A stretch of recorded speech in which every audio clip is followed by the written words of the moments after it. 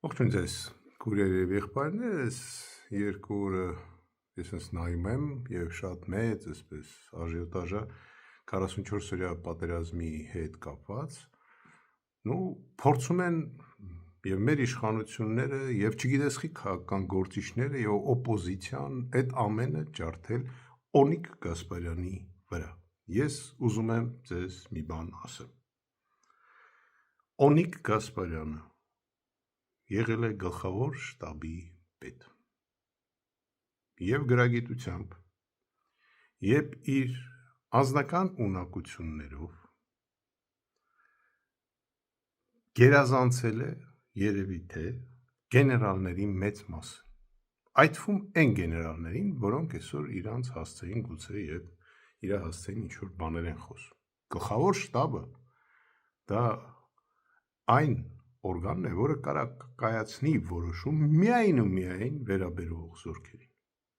Մենք պատերազմը չենք պարտվել նրա համար, որ ինչ-որ մի ուղղությամբ Ադրբեջանը ճեղքեց, եկավ, մտավ, այմարդ պատերազմը տենց չի լինում։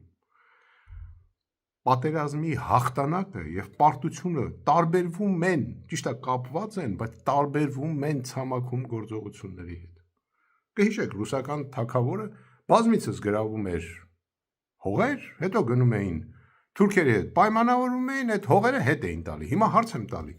ով հաղթեց, թուրքը թե այն ժամանակ ռուսը։ Ինչ եմ ուզում ասեմ։ Ուզում եմ ասեմ, մեր մոտ խնդիրը ոչ թե այնքան ռազմական էր, որտեղ զորքը կատարել է անկարելին։ Մի քանի անգամ, տասնյակ անգամ գերազանցող հակառակորդը 5 պետության, թե 6 պետության ներկայացուցիչ, այդ Թուրքիայի, որ Էրդողան այսօր ամբողջ օրը խոսում է, հարձակվելուց մենք կարողացել ենք, պատկերացրեք, մեր զինվորը եւ մեր գեներալը կարողացել է 20 օր պահել դիրքերը։ Ինչ էիք ուզում էլ այդ զորքերից։ Իսկ ինչի պարտվեցինք, որովհետեւ ամբողջ այսօրվա պարլամենտը եւ իշխանությունը, այդ ղեկավարները, այս թափթփուկները քաշվեցին գրախ իրեն եւ կողքից ոնց որ ֆուտբոլի մաչ նայեն Հայաստանի Ադրբեջանի միջև։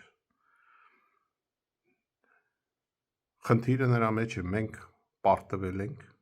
որովհետեւ մեր երկրի ղեկավարը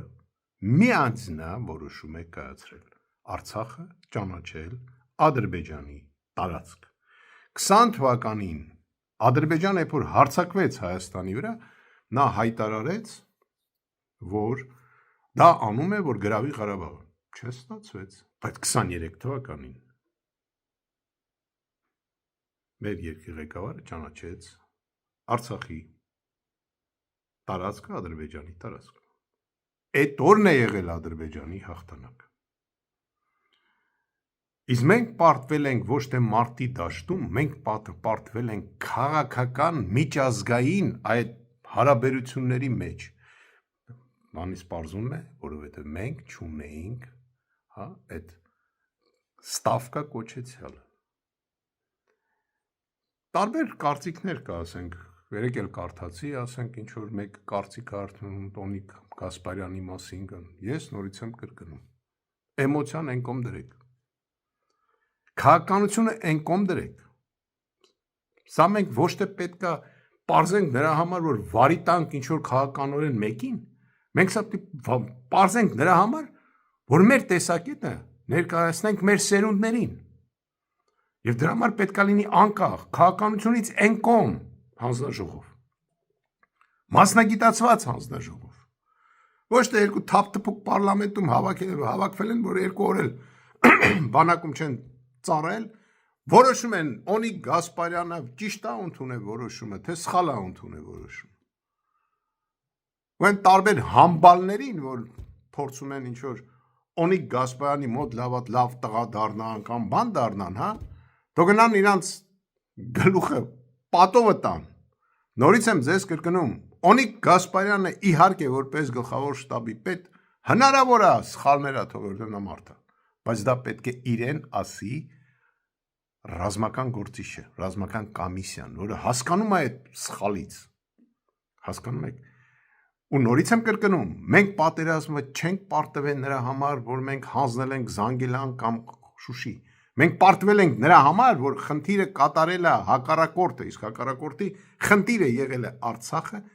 մտցնել Ադրբեջանի կազմի մեջ, որը արեց մեր երկրի ղեկավարը միանձնյա որոշումով չմահաց այդքան զոհերի։ Ու կապ չունի ինձ այս քաղաքը տվին, այս տվին, այն տվին, այդ ինչ որ մենք ասենք քննարկում ենք, բան ենք անում, դա ինչ որ ասենք տակտիկական հարց է։ Նորից եմ կրկնում, Ադրբեջանը հաղթեց այն օրը 20 թվականի պատերազմը, երբ որ մեր երկրի ղեկավարը կայացրեց միանձնյա որոշում Արցախը հանձնելու համար։ Ստեղից պետք է սկսել։